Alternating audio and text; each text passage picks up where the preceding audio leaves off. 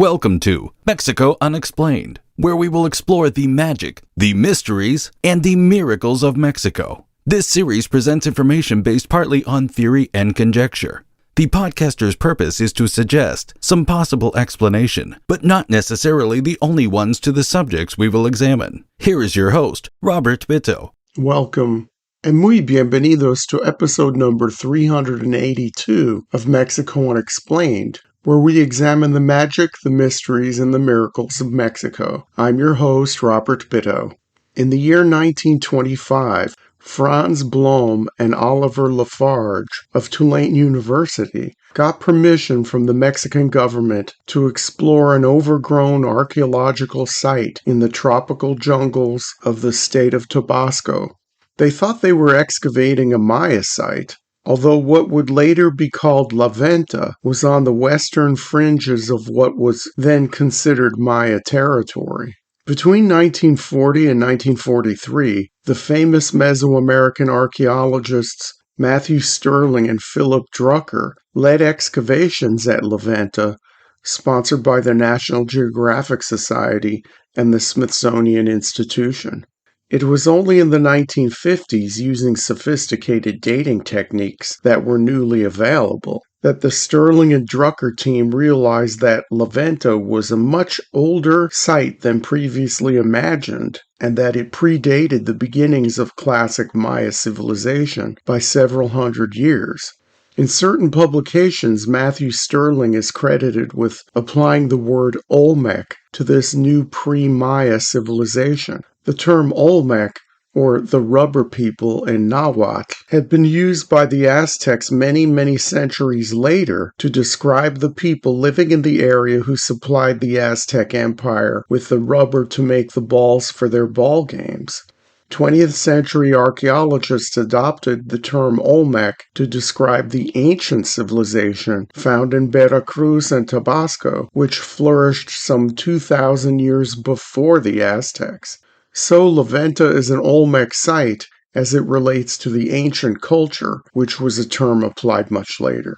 Researchers believe that the Olmecs first began settling La Venta around 1200 BC. At the time, the Olmec site of San Lorenzo had emerged as the chief power in the region. When the importance of San Lorenzo started to decline around the year 900 BC, La Venta started its ascent.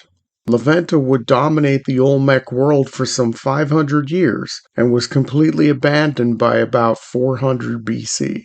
Unlike other ancient Mexican sites, there were no squatters living amongst the ruins centuries after the city's collapse. When La Venta was abandoned, it surrendered itself to the relentless tropical jungle.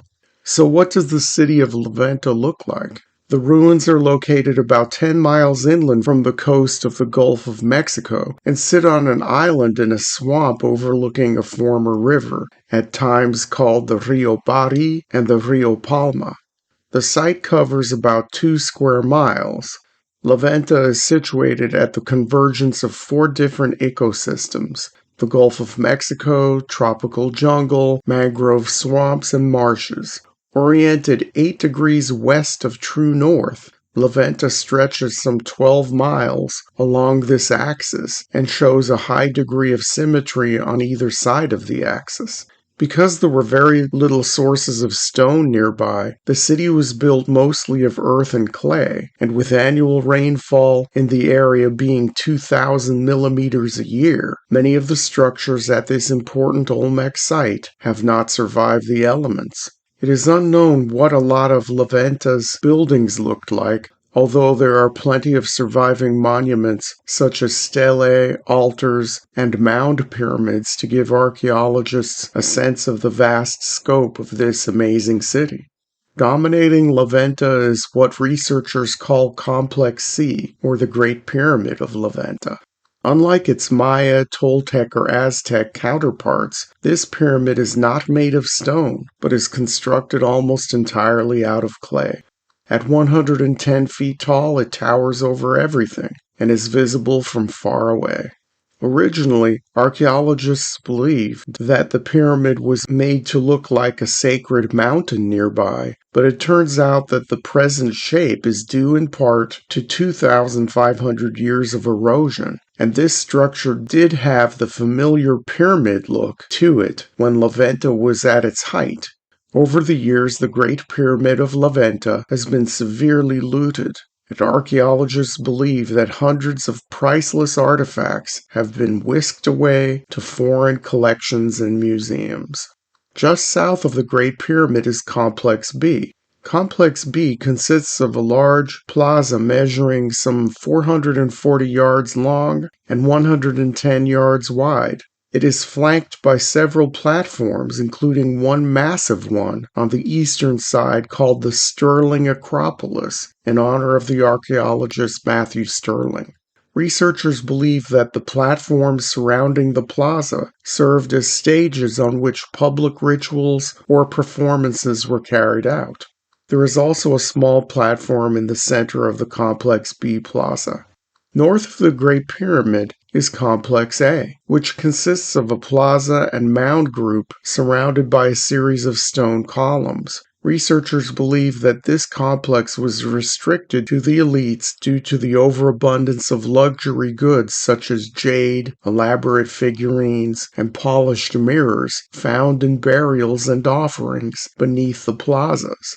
One of the most magnificent finds of ancient Mexico was found here at Complex A. 3 intricate mosaics measuring 15 by 20 feet, which were fashioned out of 485 blocks of serpentine. Researchers are baffled as to the meanings of these mosaics, but they know that at one point they were ritualistically buried and hidden from view. Archaeologists theorize that these mosaics could be everything from a crude map of Venta to an abstract jaguar mask to a dragon or even a star chart. Of special note in Complex A is Monument 19, a relief sculpture which shows the oldest known representation of the feathered serpent in Mesoamerica. Complex A was built and rebuilt several times over the course of Venta's 500-year history.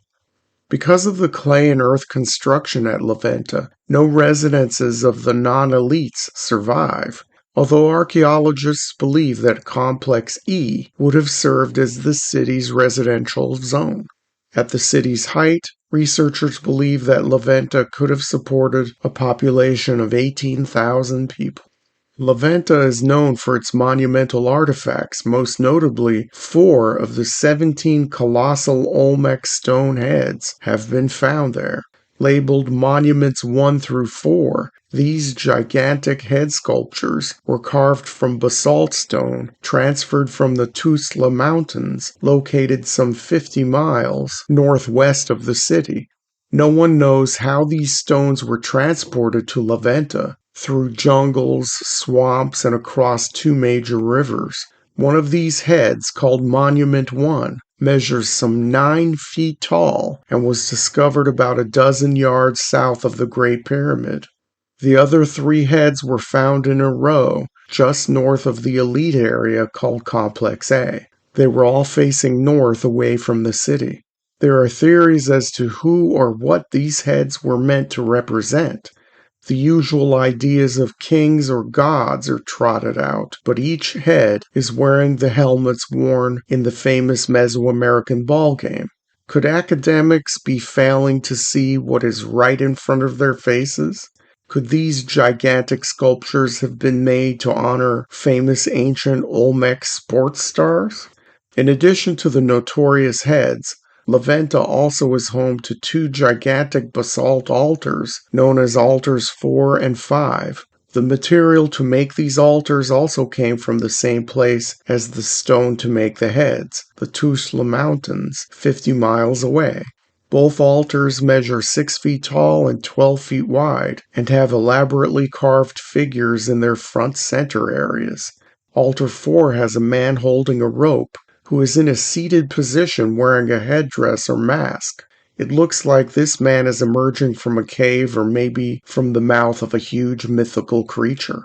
Altar 5 is like Altar 4, but the center figure has a more elaborate headdress and is holding what appears to be a baby were-jaguar, which is a creature found in many depictions of Olmec art.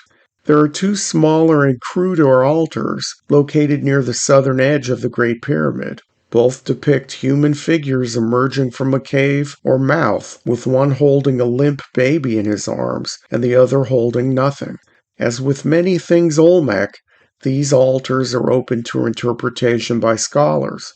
Some believe that they are not altars at all, but are thrones. Others believe that the presence of the baby imagery indicates that these altars were used for child sacrifice. As the Olmec civilization had a very rudimentary writing system that was not widely used and is open to a great deal of interpretation, we may never know what the reason for these altars were or the meanings behind a lot of what is found at Venta. Heading into the future, there are many challenges that Venta faces. When archaeologists returned to the site in the 1950s after World War II, they noticed that there were more digs done at the site by looters than by archaeologists. As the site still remains largely unprotected, looting continues to be a problem, especially on the periphery of the city, which is largely unexcavated and unexplored. Pemex, Mexico's national oil company, started drilling operations in the far southern end of the site in the 1960s, thus destroying countless artifacts and structures that would have added to the broader understanding of Venta and the Olmec civilization. Oil drilling equipment and outdated machinery dumped here and there are now permanent fixtures on the grounds of this once mighty city. Other challenges include urban sprawl and the unchecked activity of modern people. Take an incident that happened in January of 2009, when 23 ancient monuments at Venta were irreparably damaged by a group of people claiming to be engaging in pre-Hispanic indigenous rituals. These people splashed onto the monuments a mixture of oil, salt water, and grape juice as a part of a world peace spiritual cleansing. There is no evidence that such a ritual was ever carried out by any indigenous group, and grapes are not even native to the Gulf Coast of Mexico, as the closest grapes growing in the wild are found in Baja California, over 2,000 miles away. Funding issues and lack of proper personnel to watch over the site are always reasons given for the vulnerability of Venta. Perhaps with more efforts taken to preserve and study this place, a clearer picture of the Olmec civilization will begin to emerge. Thank you once again for listening to another episode of Mexico Unexplained. Remember to like and subscribe to us on YouTube and follow us on Twitter and TikTok. Tell your friends by sharing these shows with others. Please go to our website, MexicoUnexplained.com, for references, illustrations, and for free access to transcripts of past shows. Please visit Amazon.com to purchase the books Mexico Unexplained, Mexican Monsters, and Mexican Miracles to get hard copies of the magic, the mysteries, and the miracles of Mexico. We appreciate your kind attention once again. Until next time, thank you and gracias. Thank you for listening to another episode of Mexico Unexplained with host Robert Bitto. For show summary, relevant links and commentary, please check out our website at mexicounexplained.com. Like us on Facebook and be a part of the conversation. Adios and hasta la vista.